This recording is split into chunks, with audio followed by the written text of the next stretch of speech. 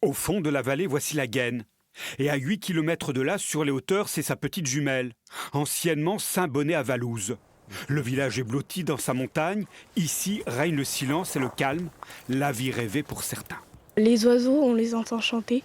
C'est sympathique. C'est la joie de vivre ici. Oui, voilà. C'est la campagne, donc c'est bien. Les adultes sont sur la même longueur d'onde. Mais de là à dire qu'on vit mieux ici qu'ailleurs, il y a quand même un pas. Ailleurs, il fait bon vivre aussi, peut-être. Ça dépend. Dites-moi où c'est qu'il fait pas bon vivre, alors. À Paris, peut-être? Ah, Paris, j'y ai fait 10 ans, vous voyez. J'en étais pas mécontent non plus, mais j'étais plus jeune. À 1 heure de route, dans le schiste corrézien, le château de Noailles surplombe le village. 910 habitants et une joie de vivre à chaque coin de rue. Et qu'est-ce qui fait qu'on est bien ici?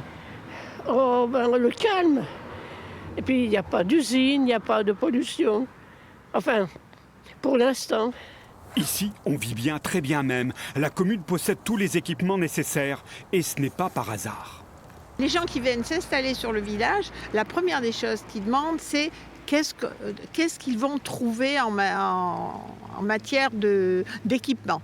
Autrement dit, les habitants de Noailles sont exigeants. Et s'il leur manque quelque chose, ils le disent haut et fort. Honnêtement, nous avions une petite épicerie qui a fermé récemment et qui nous manque beaucoup. Voilà, c'était la vie du village. Voilà peut-être un thème de campagne pour les élections municipales à Noailles, qui, quoi qu'il arrive, n'a pas l'intention de brader son bonheur de bien vivre.